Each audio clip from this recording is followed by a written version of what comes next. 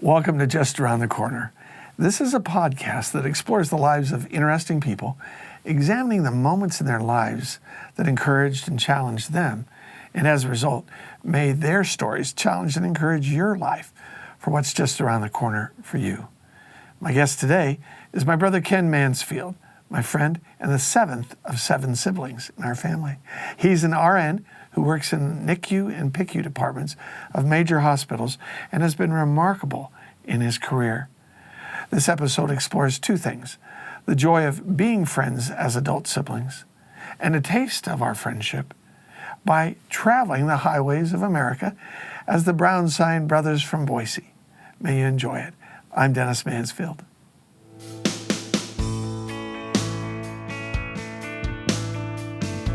Thank you for joining Just Around the Corner with Dennis Mansfield. As John Hay, one of the most famous men of the 19th century, once said, all the great prizes in life are just around the corner. Let's go there together. Well, ladies and gentlemen, it's an honor to have you with us on Just Around the Corner with Dennis Mansfield. And it is an honor to have my brother Ken Mansfield with us as well. Ken, good to have you on the show. It's my pleasure. This episode is a unique one because I wanted to talk about 2 different aspects. One is, what is it like for adult siblings, to come together and form a friendship? And what is it like for you and I, in our example, of what was a functional family of 7 siblings, I would argue still is, in the middle of dysfunctional life that really involves all of us. Parents pass away, parents divorce, but the siblings tend to stay together over the years. So many people don't know much about my own background, although we've talked about, Susan's and my marriage and our kids and stuff. But I'd like you to give our listeners and our watchers kind of an overview of what it was like to grow up in a family of 7 kiddos. Sure, absolutely. So I was the baby of 7. I was actually, our mom had given birth to the other 6 children on different days of the week, so that was kind of cool. And Heidi found, my bride, found a handwritten letter from Mom. Really? In my broke down truck that's been in my backyard for now 3 years. Uh-huh. She's wanting to clean it out. She found this letter. What the letter said? It's Mom's description of my birth. It was crazy. And Heidi is reading this. She goes, "Oh, this is what you keep on telling me about, but here it is. Is this your mom's handwriting?" I was like, "Oh, man, yeah." So how did it get there? Mom must have sent it to me, or maybe Kathy had sent it. Kathy is our oldest sister. Yeah, our oldest sister. And she's our historian. Historian, yeah. But I don't know why it was in my truck. Normally I have a box full of, family pictures, as we all probably do. And it was just amazing, though, because so Mom had given birth to all the other 6 on different days of the week. And in the letter, she even explains how she told the doctor, "You don't understand, this baby's got to come out here on this Monday because he will fit, or the child will fit the entire, oddity of having a day, one child born on each Monday day. Through Sunday. Yeah. And so the doctor's like, sure, no worries. This is your 7th birth. You're going to sneeze and pop it out. And so it became closer to midnight, and it was 11:53 p.m., and Mom wrote that she goes, "I hadn't had enough of the doctor telling me, don't worry, it's going to be okay."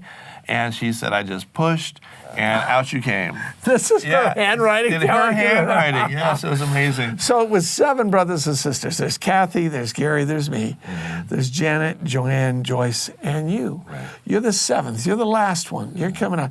Little Blondie. Yeah. I get the honor what's our age difference? 8 years. Yeah.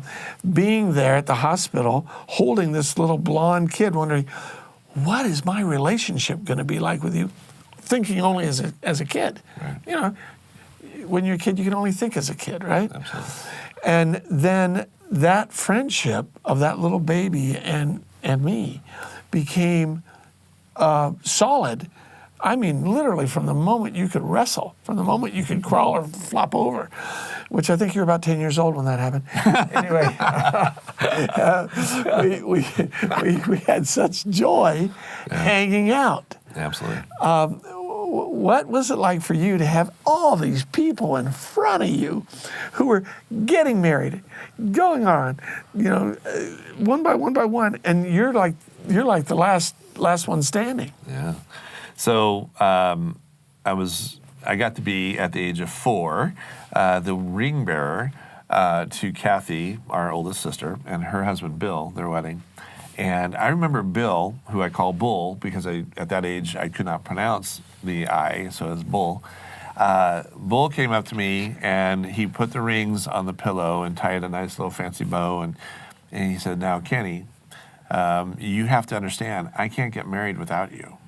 Ooh. Kathy and I cannot be married without you. So this is the most important job. This is responsibility, 4-year-old. Yes. And so I'm holding this big white silky pillow with these 2 beautiful rings on them. And I remember taking every step, like in my mind's eye, I was like, don't step, or don't trip, don't fall, don't trip, don't drop the pillow. All these things. Too much pressure for a 4-year-old. But I nailed it. Let me give you the other side of the coin. Sure. I was an altar boy at that Catholic wedding, and I saw you bring the rings down the aisle. This little 4-year-old, very attention to detail kiddo bringing it down. You could almost see it. I better not blow this because this whole gig is over if I do.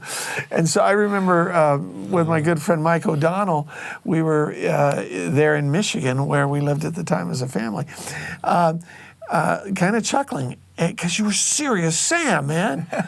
But that attention to detail and that ability to serve and take your job responsible is something that was a part of your life as the 7th, the tail that wagged the dog in our family, because there was joy and there's happiness. But there's also a lot of sadness and responsibility that happened. For you, as each of the older ones left, including me, what was it like to see your family, in a sense, disbanding from this group of 7 to then 4 and then 2 and then you? So you're right. It was a lesson in, for me, that people don't always stay around. People leave. Now they come back, but it was that thing that you grow up knowing, that certainty that when I go to bed at night, Kathy's going to be there. I wake up the next morning, Kathy's there. All of a sudden one day, Kathy's not there. Yeah. She doesn't, she's living her life. And yes, we did see them. Sure. Same thing with Gary. When our older brother Gary, when he went away to the Merchant Marine Academy, I remember going for a ride with him, the last ride with him, he had a 64 Thunderbird.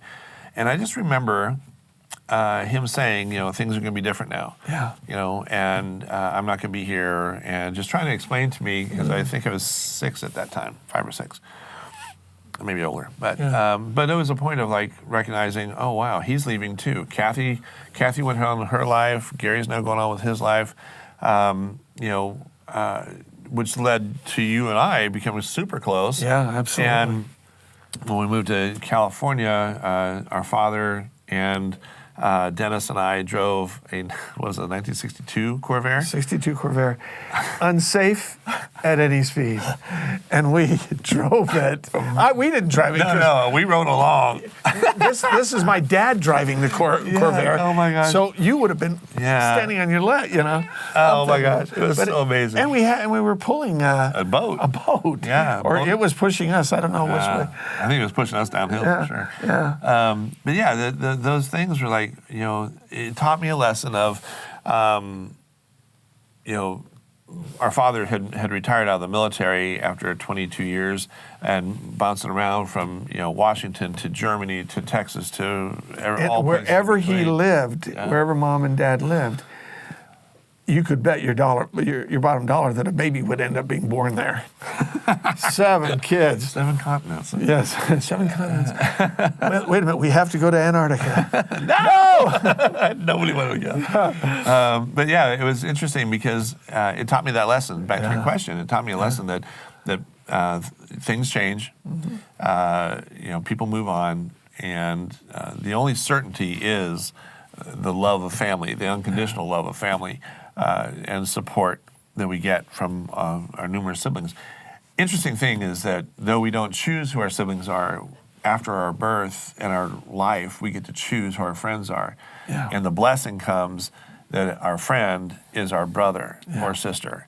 And it's one of those things where, that's the choice we make, and so having learned all those things, watch everybody leave, and the divorce happened shortly after you Mom left. and Dad divorced at 74. 74. So that was 27 years of marriage. Yeah. And it shattered everything. Yeah. It was like taking this, not necessarily a porcelain bowl and dropping it, but a nice glass workaday bowl that you use all the time.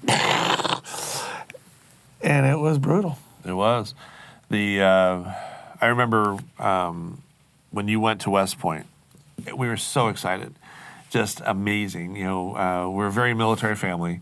And to get to the honor of telling everybody that my brother's going to West Point. And then people, some like, well, where's that? And like, how do you not know this? Listen, we lived in Southern California, and so I can remember, and still come into this, into contact with this. There's a college called Westmont, and it's in Santa Barbara, and it's a Christian college, and it's all, everybody feels good and does good things. It's all very nice, and I remember people going, well, that ought to just be a pleasant experience going up to West Point. I go, yeah, real pleasant. It's like, could I have room for years and years at the Hanoi Hilton? Right. I understand they have great room service. Great room service, yeah. So anyway, but yeah, I mean, you're seeing me go off to West Point. Yeah. Then I have the opportunity to actually have you come to West Point. Yeah, I was 12 years old. 12 years old. Now, that was a very critical moment for you, wasn't it? It was. So by this time, I had chosen to go live with my mom in New Jersey. And so Dennis and my mom had arranged for me to go up there. And it's in New York State. Yes, So, West Point, yeah. And so I remember the bus ride. Back then, so this is 1976, I guess? Yeah, 76. And so the bus ride back then wasn't as scary as what you would think it is now. And so my mom, though, had foresight. She was actually a Marine during World War II. So she was incredible about details. Discipline. And discipline. We used to have to slow down to let her catch us to hit us with a wooden spoon. We did. And we were laughing the whole time. Then she started cracking up. She was very funny. She was amazing, yeah. So anyway, Mom put me on the bus and told the bus driver, don't let him get out of New York City, because we had to stop in New York City. And she was afraid I would get lost or something. But I just remember, going into New York City, and it was different time, of course, but it was quite remarkable. Then coming into West Point was amazing, because I had built this after an 8-hour or 10-hour drive with this bus driver. He had been prior military himself, but is enlisted. And I just remember having such a great conversation with him. And he said, every time I drive to West Point, I just get a kick out of coming up here. There's so much history there. What a wonderful So when I got to come to see you, after 2 years of you being there, you had become very well known with your classmates and stuff. And it was very interesting, because I already always have seen Dennis as just my hero. I looked up to him in a greater way than I did even our father. So to get to go there with him and show me, from the barracks to the chow hall to the monuments, the history there is just so cool. And he would point out even bigger details, to the point where I remembered them when I did my own Army gig. And it's like, wow, this is really quite cool. Yeah. It was before women were allowed at West Point. I think it was a year before that they... It's when dinosaurs roamed the plain at West Point. Wasn't Bradley the commandant then? Well, I don't know. I mean, that would have put in about 1904 or something. I don't know. Oh, even 76, 78? 76. Sidney Berry was the four-star general. Okay. But you mentioned a key thing, because from your time there, it seemed to me at least, that you made a decision I'd be open to considering the Army. Yes. And you did. Yeah. When you graduated from high school, you moved your way in. Yeah. Now, that's very important because your time in the Army led to the opportunity to you eventually becoming a nurse. Right. Now, that's a lot of time span in there. But you've been a nurse how many years now? 29 years. 29 years. So that heartbeat that was always in you as a child to help and be responsible and to make sure that the protocols are done right. I can't get married unless you bring that pillow. Right. Was then moved into the military, and then through your, how many years in the military? I did 5 years active, and then I went back in as a drill sergeant way back in 06 to 12. So, yeah, it's a lot of time that you spent in it. Yeah. Then, during that time period, obviously 29 years as a nurse, what ultimately moved you from a military perspective to the order and cadence and protocols of medicine and nursing? And be specific about the kind of nursing you do. Sure. So in the military, as military police, first 2 years was stationed in West Germany, back when there was a West Germany. Oh, yeah. And before the wall fell.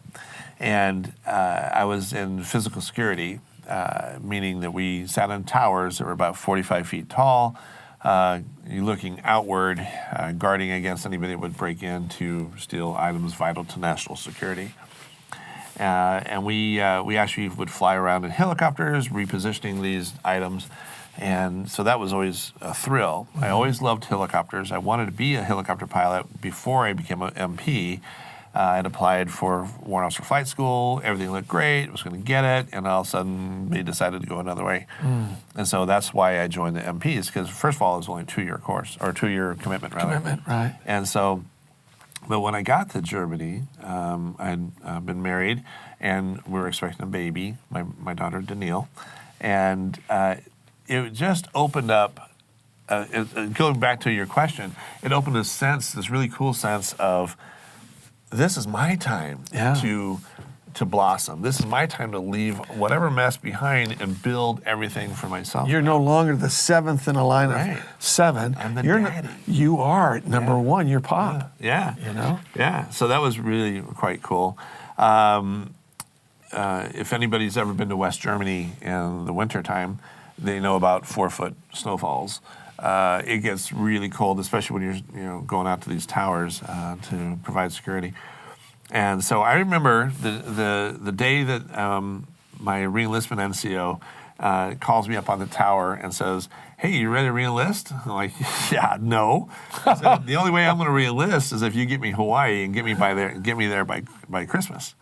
And so about 2 or 3 days later, I'm back at work, and my NCO, reenlistment NCO, comes to me and says, "Okay, so you're gonna sign?" I'm like, "Did you get me Hawaii?" And she goes, "I did, but it's not until January 3rd." I'm like, "Oh, well, that'll work." January is worse than December. And so I went home and told Trish, my first wife, that, hey, we don't have anything planned after this, so you want to go to Hawaii for 3 years? Oh, my She was like, she was already packing her bag. I'm like, "Dude, we're not leaving yet." But yeah, that was so all that happens. Yeah. The military is there. Divorce becomes a part of your own personal life. And one of the things that I so admire about you is that when your first marriage fell apart, you continued to honor your ex-wife. And to today, you are an incredible friend to her. We're all part of her life. She's a part of our life. And it's always struck me that what you witnessed in our own parents' divorce, you didn't allow to become a part of your divorce. Right. Yeah. And that was remarkable. Why suddenly did you decide, I'm going to change after your time in Hawaii and your service to Uncle Sam there? Right. And by the way, what rank were you when you exited out of the Army? I was a specialist E4. E4. You then made a decision ultimately to become a nurse, to go into nursing. Right. So actually, Trish's brother Tim had given us a heads up that Boeing in Wichita was hiring. And it was just the perfect time frame to say, hey, I'm not happy with the Army anymore. I loved what I did. In Hawaii, I was a dog handler, which was amazing, so much fun. Yeah. In Hawaii, walking the beaches and getting all the tourists off the beach at nighttime or trying to. Chasing them away. The romantic. If you've ever been to Hawaii at nighttime, you know what I mean. But yeah, it was a thrill to do that. Yeah. But I got tired with the whole Army gig. And so when Tim presented this opportunity at Boeing, I jumped on it. And so I gave my commander the decision. I'm not re-enlisting. I'm done. And Trish and I moved to Wichita. But en route, we stopped in Dallas, Texas. And so in Dallas, at Thanksgiving, Tim lets me know, oh, hey, were you coming back to get a job? Like, yes, sir. The one that you the offered. one that said I had the job. And he goes, yeah, they're laying off 400 people. Like, 400? I said, so does that mean I don't get a job? And he's like, well, yeah. I'm like, okay, now That's what backwash does. Yes. And so washes you away. It does. And so what I did was I started looking around for other jobs in Dallas, and just because Trisha's family lived there, and it was great. And so I actually got a job. The first job that I got was Dallas County Sheriff's Department. And they hired me in a lickety-split second because of my 5 years of military police training, being a canine handler, all these things. And so they hired me into the jailhouse to be a jail detention officer, I believe what it was. And I remember I had put in a lot of applications to various police departments in the Dallas Metroplex area. And what was really funny was I went to go meet my LT, my lieutenant, as I was only there for like 3 days so far, and first time meeting him, and he asked me, so what are you looking for as far as your career goes? I said, actually, I've applied to all these departments, and I just got notice like last night that Irving Police Department wants me to come in for an oral board interview. And that's Irving, Texas. Irving, Texas. Right outside of Dallas. Outside of Dallas, yeah. And famous for the Irving, Dallas Cowboys. But Irving, Texas Stadium. They're a professional team, are they? They were. I don't know what happened to them, but in my 3 years there, it was awesome. They were whatever. Yeah. You're in the Pacific Back, Northwest. You're in the Southwest. You're in the East. Nobody thinks about Dallas. No. They were America's team, but that I don't want to get into a fist fight. Oh my goodness. Anyway, I told him, I said, I've got this board to go to, and he's like, when is that? I said, tomorrow. And so he picks up the phone, he calls somebody. He goes, yeah, I got Ken Mansfield here in front of me, and he's telling me he's got an oral board with you guys tomorrow. And all I hear is, oh man, oh man. And he hangs up the phone. And he goes, well, unless you totally blow the oral board, you got the job. I'm like, what? This is crazy. So I was super excited. So I worked literally for the Dallas County Sheriff's Office for 2 weeks. And he allowed me to backdate my resignation letter.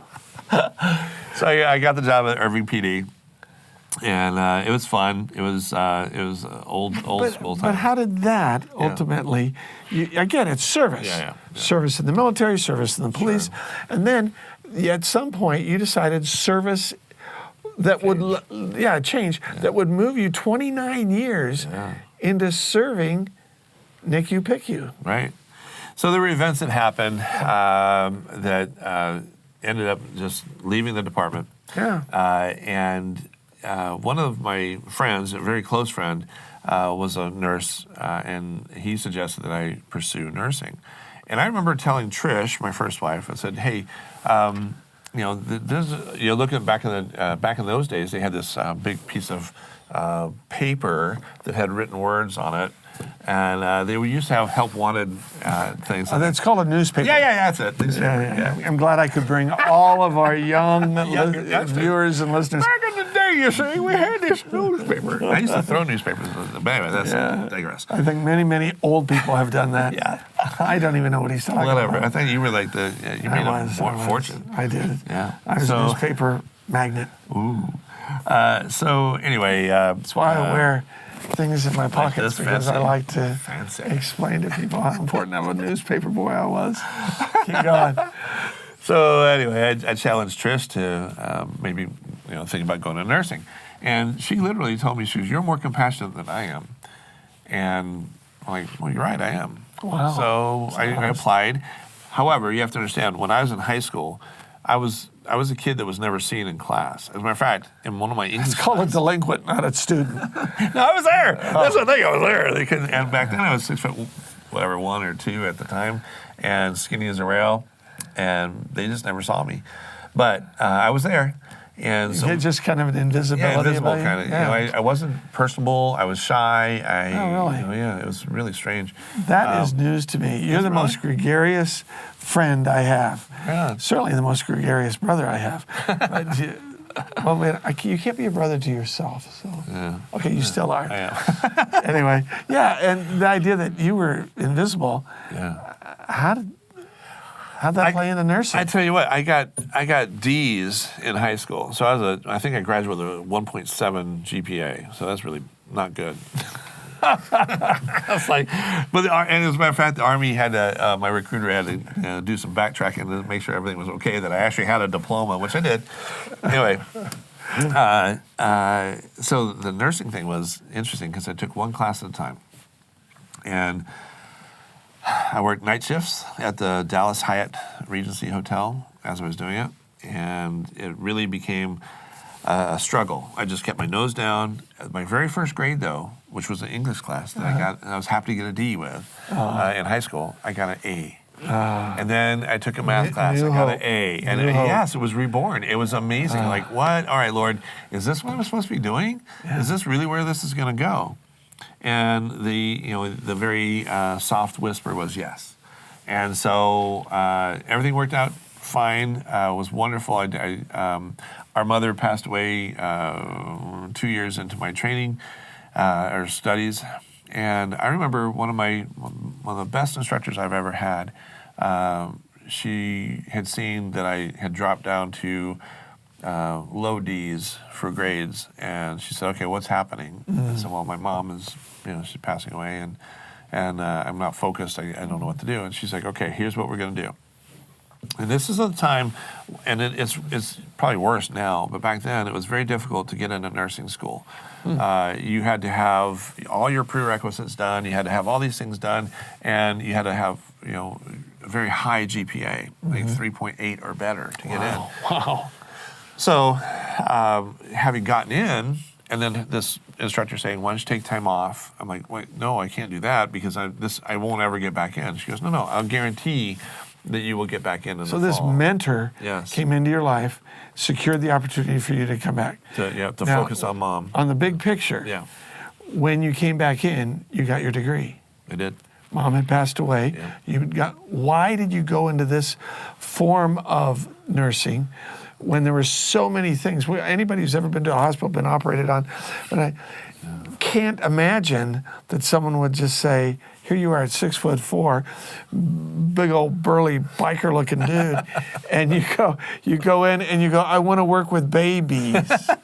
What was going on there? I got a few confused looks for sure. So one of the greatest things I did, I worked at a behavioral health center for teenagers. And I got so much therapy there myself. For yourself? For myself. Wow. And helping with these kids. And it evolved into a thing where I had to take care of adults. And that's right then I knew I don't want to take care of adults. That was it. Yeah. And so they said, "Well, you have to." And so I started looking around. And in the same hospital system, they had a pediatric intensive care and neonatal intensive care dual program. Which is where the PICU and the NICU. PICU and the NICU, yeah. Okay. So the PICU and the NICU dual role was, the agreement was, if you take this, you agree that you'll work like 1 week here and 1 week in the PICU, 1 week in the NICU. They were still trying to figure out how all that would work. And I jumped on it. I was like, absolutely. And so I got trained in both, and it was amazing. Talk about hearing God's voice. I've seen miracles. I've held the hands of dying children. So 2 years ago, great story. Christmas morning, a young man who had been very, very sick, was his mom had decided to let him go on Christmas morning. She wasn't an active Christian in any shape or form. Her father was a pastor there. And this is all in Oakland, California. And so she's like, I don't care that it's December 25th. I'm going to let him go. Well, I go in that morning, and I'm with my respiratory therapist, a great friend named Chris, and I let him know, hey, don't suction too deep. The boy had an endotracheal tube down to help him breathe. He was on a ventilator. He was that sick. And so if you stick this tube down, it causes a gag reflex normally. But if you don't have a gag reflex, it can make your heart rate drop. Oh. And we didn't want to do that yet. Right. It's kind of complicated that way, but we had to be careful. As soon as Chris puts the tube in and get this big mucus ball out, the boy goes, he gags. I'm like, he has a gag reflex. And so... Which means he's alive. Yeah. And I said, I can't say his name due to HIPAA. Right. But I said, we'll call him Bob, okay? Not a name. I said, Bob, open your eyes. Both eyes open up. I'm like, ah. I said, Bob, squeeze my hand. So shake my hand. Shakes this, and then he does this, which is a complex maneuver. He gives you the right hand, and then he uses the thumb hug. Yes. And you're looking at him going, you're alive. Yes, absolutely. And the mom was sleeping over in the side bed area. Yeah. And I said, Mom, wake up. He's awake. And so she got shocked because she was expecting to let him go that morning. Yeah. And so she comes running over, and I go to get my doctor. Love this man. His name's Dan. And just love Dan. Dan is a Jewish doctor. It's Christmas morning. I go in. I said, Dan, you want to see a Christmas miracle? Totally forgot about the Jewish thing. I'm like, oh, no. He looked at me like, really? I said, no. Yeah, you got to come. So I bring him in the room. I'm super excited, right? Yeah. So he comes in and he goes, what? And I said, Bob, Dan's here. And Dan, nothing's happening. He's got his eyes closed. He's not holding anybody's hands. He is holding his mom's hand. I'm like, Bob, nothing. I said, Dan, tell Bob to open his eyes. So Dan says, Bob, open your eyes. Opens both eyes. And I shake his hand. Shake his hand. And my Jewish, really good friend, doctor, says, hallelujah. I said, hallelujah and amen. And so super excited. So now fast forward real quick. Fast forward 4 months later. Bob is about to go home. Bob has some issues. He's going to recover. But Bob, I go in there to say my goodbyes to him and his mom, and I said, hey, by the way, I have shared this story with a lot of my friends and family members, and I said, I hope that's okay with you. And I said, they'll never know who you are or whatever. And so she's like, yeah. She goes, my church knows about you. I said, how's that? She goes, you're the one that came in and said, like Jesus to Lazarus, come out of the grave. And I'm like, no, I'm pretty sure. I was like, my voice octave was like way high. Yeah. And she's like, no, I heard a deep voice, soft, and say, Mark, open your eyes. And so Bob opened his eyes when I did that. Yeah. And so I was like, well, that was the Holy Spirit. I said, I believe in that 100%. Wow. Yeah, I was just a vessel. That's amazing. So things like that are what really, really got me into... It got you and kept you and continues to do it today. Yeah. You, one of the things about in this particular episode that I wanted to ensure that the viewers and the listeners could get is the heartbeat of a service-oriented person who believes in miracles, who's seen miracles, who's walked through a miracle life. Your wife, Heidi, that you have, you've been married now 10 years. 10 years. And here she is. She unfortunately lost her husband. He passed away. Mm-hmm. You fell in love with her after he had been gone a while. She fell in love with you. Now your life is committed to serving people in ways that is remarkable for me to watch and to see. You and I decided in the middle of all the service and all that to continue to have fun.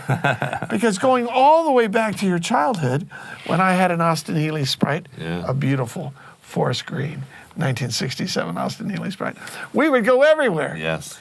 a big brother and a little brother. And we would travel and travel and travel.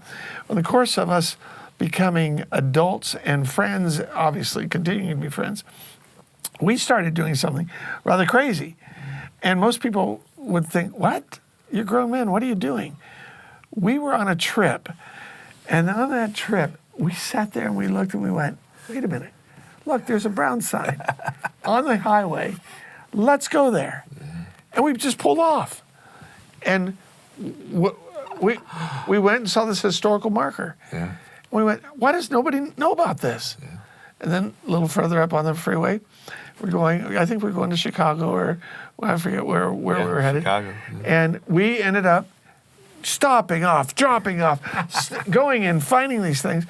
And it came to our idea, to our mind, that we were a bit of a brown sign brothers from our hometown, which is Boise. Yeah. So too much alliteration, but it's sure a lot of fun. The brown sign brothers from Boise. And we actually began filming things about our trips. Right. And we would go to different places. We went to, we saw where Reagan's home was. That was hilarious. We saw where Herbert Hoover's home was. We went into John Wayne's house. John Wayne's house as a kid, and we're like, the Duke was born here. Yeah. You know, Do you remember that we had to pay $10 to get in to see the museum? And we're walking around, they've got all sorts of cool cups and lunch boxes. And I asked the lady, I said, well, how long did John Wayne live here? She was 3 months. I'm like, 3 months? He's like 110 years old, and you're still making money on this? Oh my God. It's like going, it was a lot of fun because that caught us by surprise, and we realized how many fun historical things were there, but how many gimmicks were around. Right. How many gimmicks. We went to Plains, Georgia, and we were going to find the place where Jimmy Cotta lived. And we went into downtown, met with family, friends, people that were all a part of Plains. We missed them by one day. By one day. But it's that kind of thing that we captured in film. And certainly what has come out of that have been some promotional videos and some opportunities to be considered for a reality show called the Brown Sign Brothers of Boise. Where that will go, we do not know, do we? But part of it stems all the way back to your childhood, to when you and I would travel all the way, and we traveled through life together. Yes. Different cars, different vehicles, different airplanes, different ways and paths. But here we are all these years later, and we're still hanging out together. And I just got to tell you, man, it is an honor to be your friend, and it is an honor to be your brother.